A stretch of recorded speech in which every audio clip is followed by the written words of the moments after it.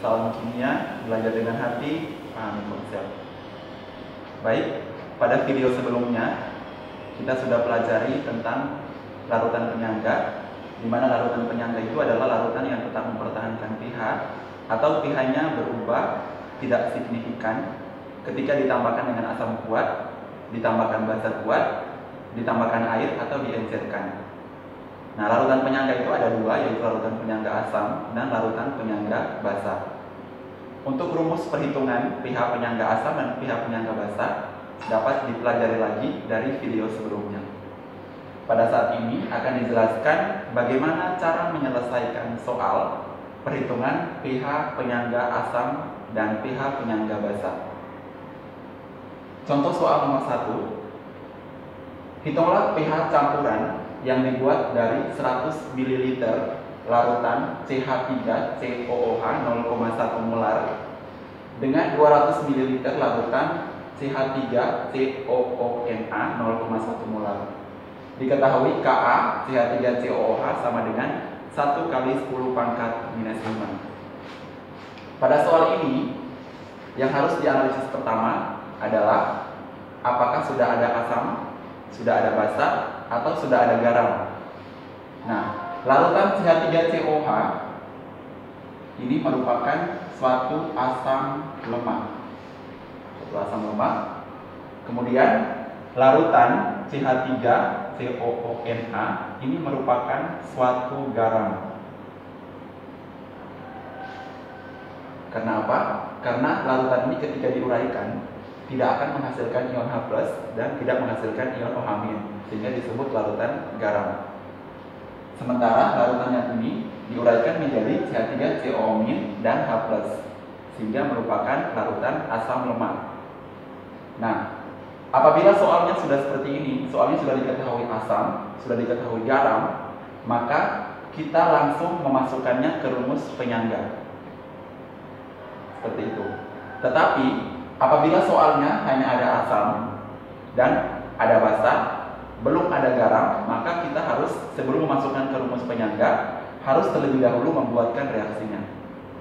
Nah, soal ini akan dijelaskan pada soal berikutnya, soal nomor 2.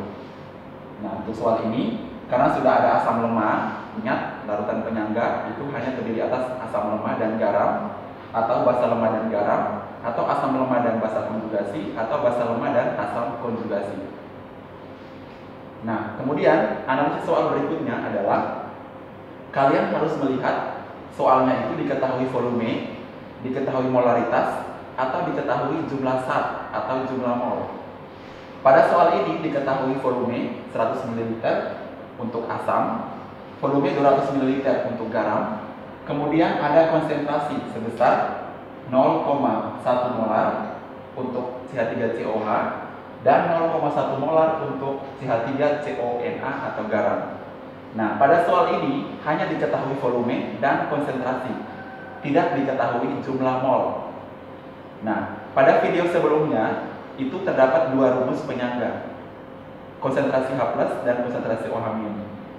Nah, soal ini adalah soal penyangga asam. Kenapa penyangga asam? Karena terdiri atas asam lemak dan garam, atau soalnya diketahui Ka.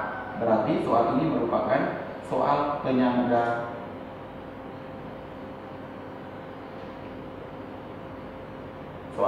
asam. Karena diketahui asam lemak dan garam, atau diketahui Ka pada soal itu merupakan soal penyangga asam. Kemudian sekali lagi soal ini diketahui volume dan konsentrasi. Nah, apabila diketahui volume dan konsentrasi, maka kita harus mencari terlebih dahulu jumlah sat atau jumlah mol. Tetapi kalau soalnya hanya diketahui konsentrasinya saja, tidak diketahui volume, hanya konsentrasinya saja, maka langsung dimasukkan ke rumus juga. Tidak perlu cari lagi jumlah sat.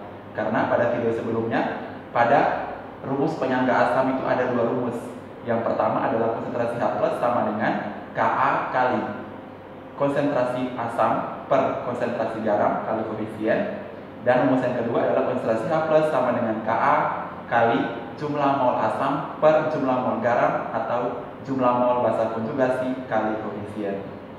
Nah, ketika kalian menggunakan rumus pertama yang konsentrasi asam per konsentrasi basa konjugasi, maka pada soal itu harus diketahui konsentrasinya saja. Tapi kalau pada soal diketahui konsentrasi dan volume, maka pakai rumus yang kedua, yang pakai jumlah mol. Berarti kita langsung, karena ini penyangga asam, jadi yang pertama yang harus dicari adalah, dituliskan dulu rumusnya, konsentrasi H+ sama dengan Ka dikali N asam per N garam kali koefisien.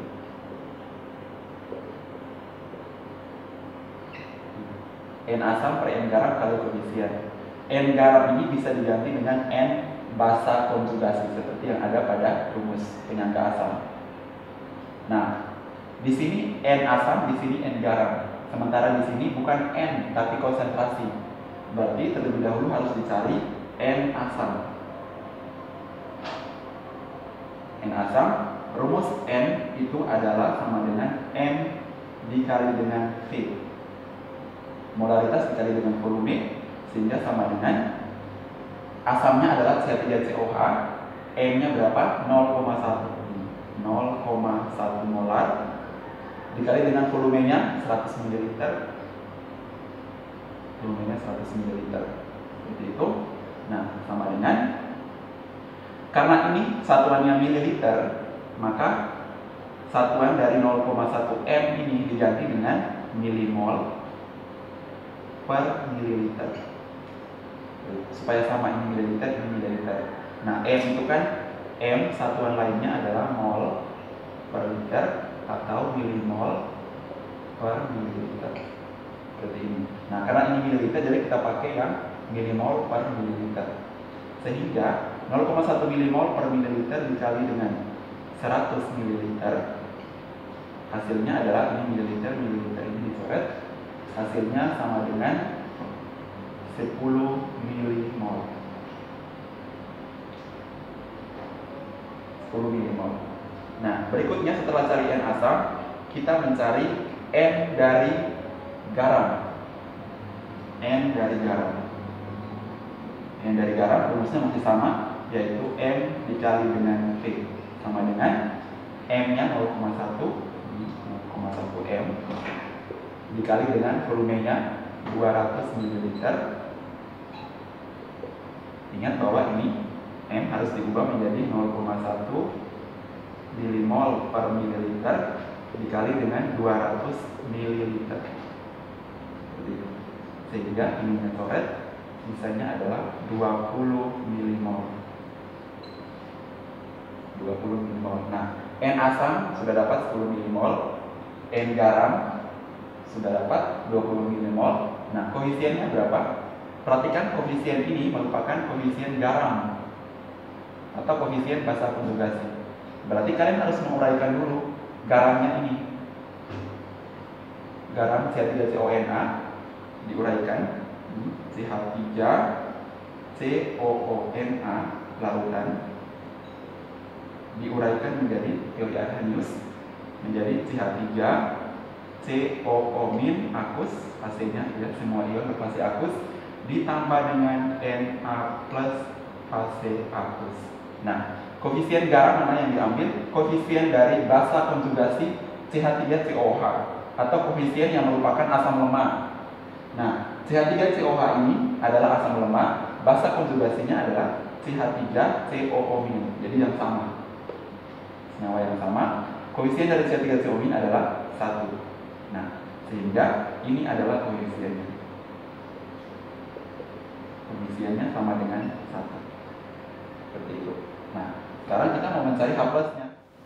Setelah kita memperoleh N asam yaitu 10 milimol, N garam 20 milimol, dan koefisiennya sama dengan 1, kita masukkan ke rumus konsentrasi H+. Nah, rumus konsentrasi H+-nya sudah ada di atas. Jadi konsentrasi H+ sama dengan Ka-nya berapa ini? 1 kali 10 pangkat minus 5, 1 kali 10 pangkat minus 5 dikali N asamnya 10 milimol, dimasukkan 10 milimol per N garamnya 20 mmol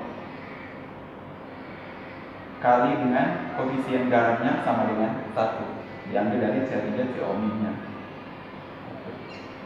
Nah, sama dengan 1 kali 10 pangkat minus 5 dikali 10 per 20 kali 1, jadi 20 kali 1 20, 10 per 20 itu adalah 0,5.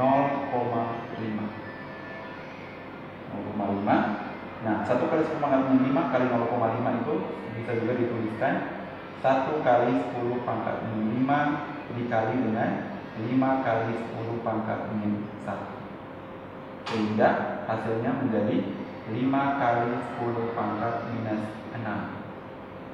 0,5 nya sudah diubah jadi bilangan berpangkat, 5 kali 10 minus 1, hasilnya adalah 5 kali 10 pangkat minus 6. Nah, setelah konsentrasi H+, kita mencari pH.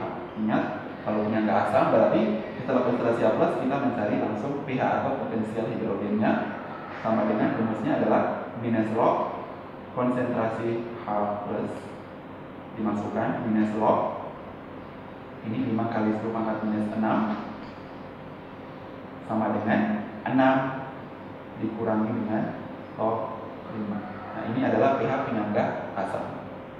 Nah, sekali lagi bahwa kalian harus bisa menganalisis soalnya dulu, apakah penyangga asam atau penyangga basa, kemudian diketahui volume, molaritas atau jumlah zat. Seperti itu. Nanti kita akan lanjut ke soal yang kedua. Semoga bisa dipahami dan bisa dipelajari kembali. Salam kimia, belajar dengan hati, pahami konsep.